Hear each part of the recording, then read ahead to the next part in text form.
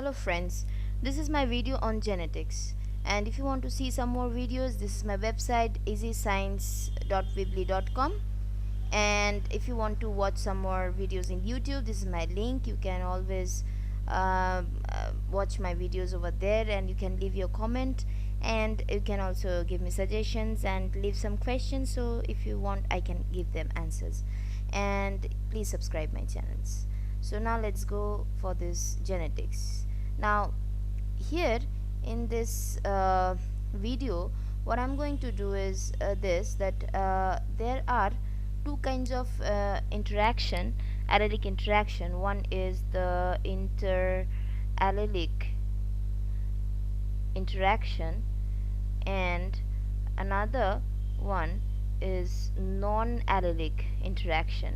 We are pretty much aware with this interallelic interaction because it is in the Mendelian experiments, and we know about this monohybrid and dihybrid cross, and we know everything, those two laws, the law of segregation and the law of independent assortment. So I'm not really going into this part, but I'll be dealing with this part.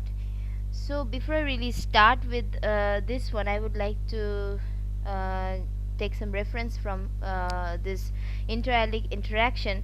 In case of monohybrid cross, where we did this cross between a pure dominant and recessive gene containing, these are the parent group, and after the first crossing we got this is the F1 generation. This is heterozygous, and the phenotype will be like the dominant allele, and when we cross both of these two, this is self fertilization. So by this Punnett square we can determine what kind of genotypic and phenotypic ratio will be.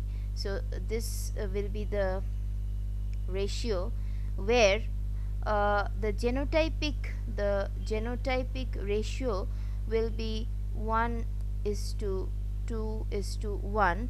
One is this one, capital T, and the type 2 is the heterozygous capital T small t, and the third one, the single type, is the small t recessive homozygous type.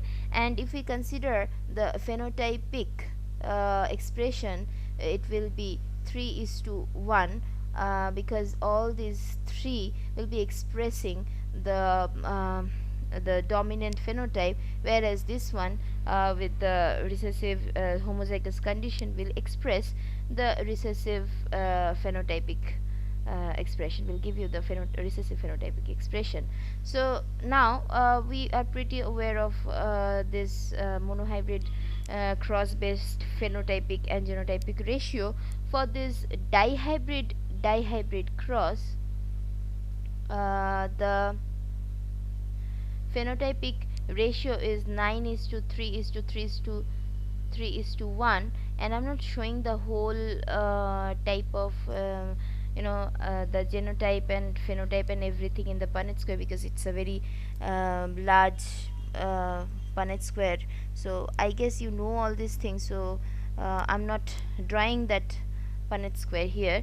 This is the self-fertilized dihybrid phenotypic ratio for the dihybrid cross, and for the genotype it is 1:2:2:1:2:2:1:1. This is the genotypic ratio of the dihybrid cross.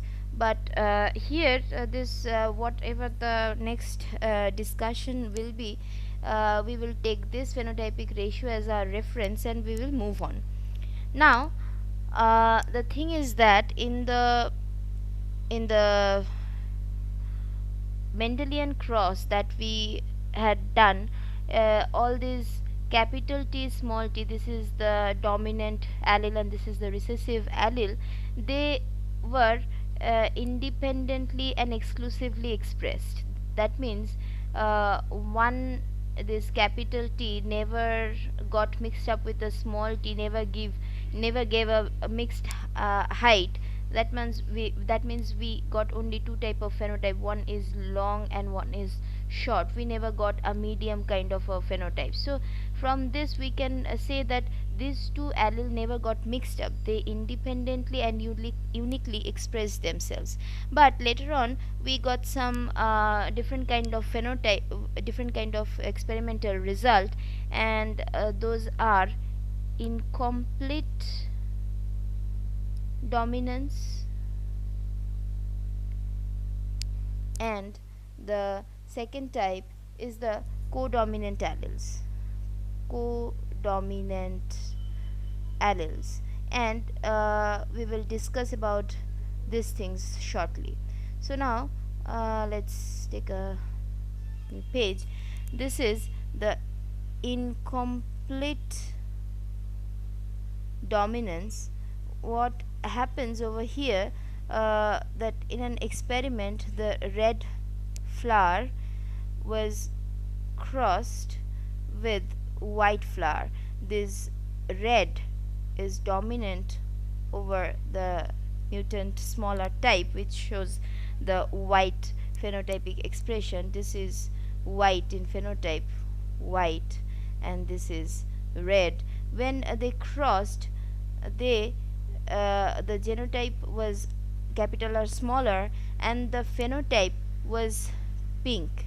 So in this case, this R and this small r, this R denotes the red and this small r denotes the white, but they in the F1 generation, what happened that their individual characteristics got mixed up, and so a very different kind of new phenotypic expression we got, which is pink. Okay, so now even when again we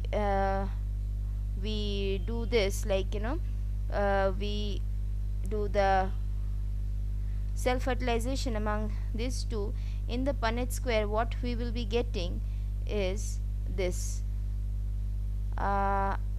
capital R small r. So this will be red, this will be again pink, and this will be white. So in this case the genotypic ratio was 1:2:1, and at the same time the phenotypic ratio will also be 1:2:1. But in case of this Mendelian experiment where the alleles independently and exclusively express themselves, in case of this monohybrid cross we got the genotypic ratio in 1:2:1, but in case of phenotype we got 3:1. But here there is an exception and we got this 1:2:1 ratio. And the another kind of allele is the codominant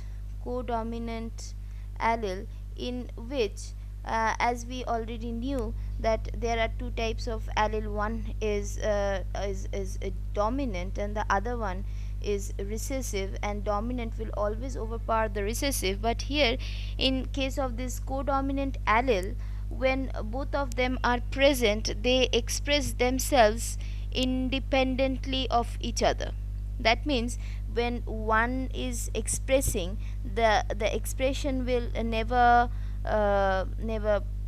influence the expression of the other type.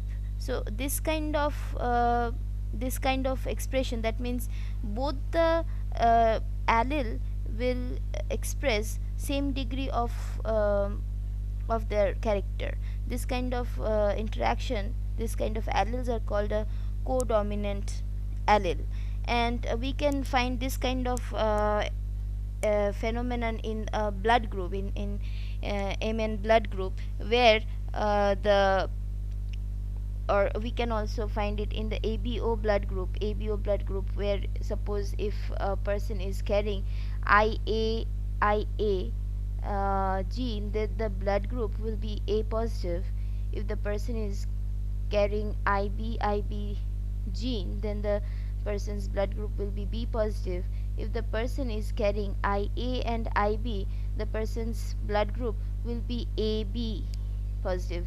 Here these positive are all denoting the Rh factor, whether the Rh factor is present or not, but that is not my concern. But my concern is here that when this IA gene is expressing along with, I mean, this IA gene and this IB gene are expressing uh, at same degree, and the phenomena will be A and B. That means the IA is not influencing IB, or IB is not influencing IA. That means the degree of expression is same, and there is no such relation between them like dominant and recessive.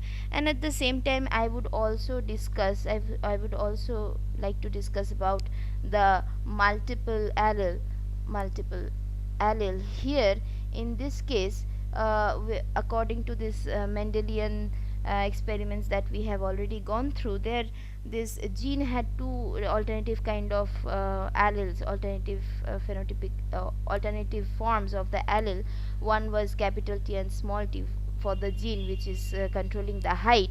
This capital T is responsible for longer height, and the capital T and the small t is for the shorter height. So there were only two different forms of a same gene, but in some genes there are multiple forms, multiple alleles are present which actually controls the phenotypic expression.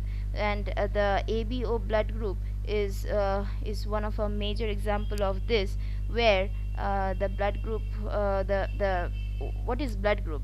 Blood group is basically the RBC express certain kind of antigen over them, and this IA or this IB or IO express a different kind of antigens. This IO doesn't actually express any kind of antigen.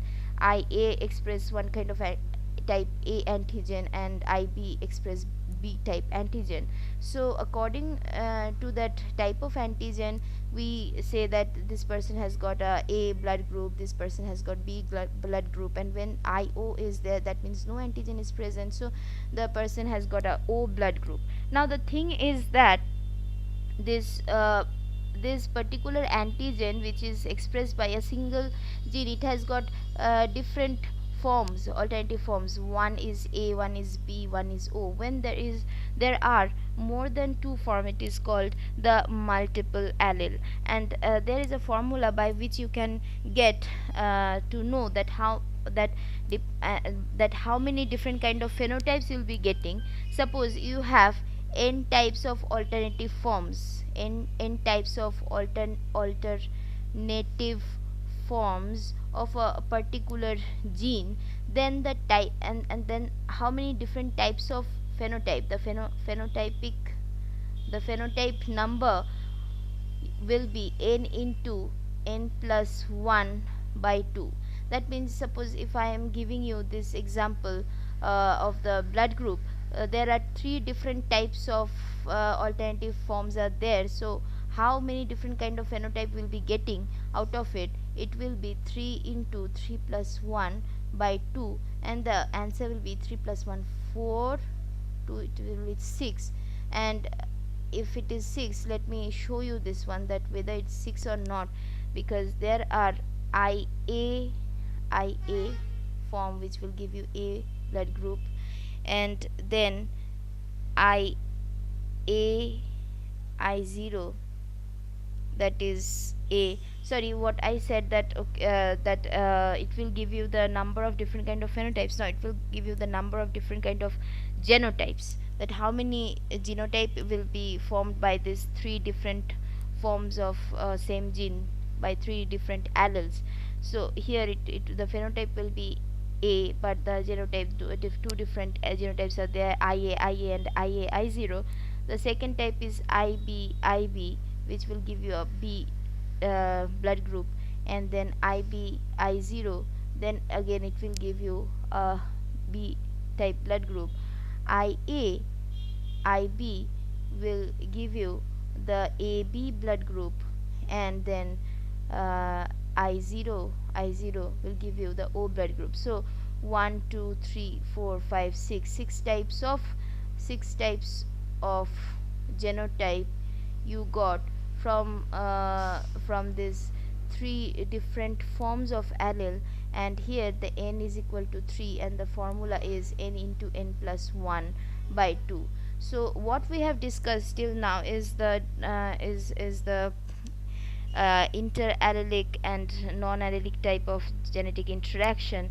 This interallelic is the classic Mendelian experiments, and the non-allelic, which we'll be discussing in the next video. It is a continuous video, and the codominant and the incomplete dominance, and this multiple alleles, and how you will measure the number of different genotypes when you have more than two alternative forms of a single gene. So I guess you like my video. Stay tuned for my next video.